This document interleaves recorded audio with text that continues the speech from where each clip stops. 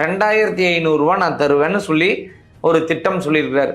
இது என்ன அப்படின்னா ஆஃபரை கொடுத்து மக்களை ஈர்க்கிறதுக்கு அப்படிங்கிற மாதிரி தான் இன்னைக்கு அவரும் மக்களை அணுகிறாரோங்கிறது தான் என்னோட ஃபீலிங்கா இருக்குது. நான் யாரு என் பவர் என்னன்னு சொல்றேன். இவர்தான் கவுன்சிலர் ஸ்னேக் பாபு.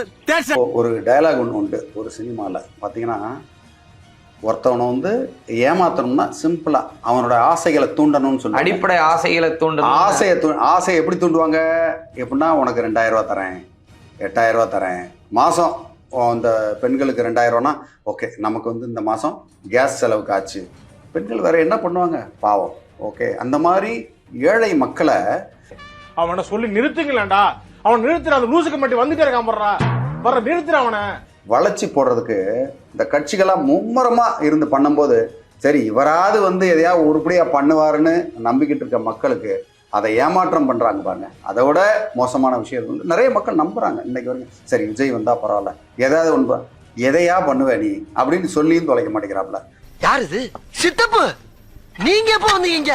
என்ன நீ பார்க்கவே இல்லையா? இல்லையா சித்தப்பு? ஒன்றும் சொல்லாம எனக்கு அவனுக்கு தான் போட்டி, எனக்கு தானே 10 மீட்டிங்ல இதே பேசினா. நானும் பார்த்துட்டேன், 10 வீடியோ பார்த்தேன். 2 பேருக்கு நடுவுல தான் போட்டியே. ஒன்னு டிவிக்கு, இன்னொன்னு டிஎம்கே.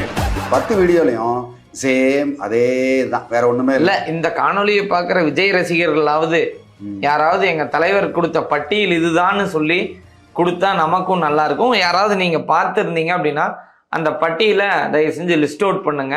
அது எங்களுக்கும் நல்லா இருக்கும், வாசகர்களுக்கும் நல்லா இருக்கும்.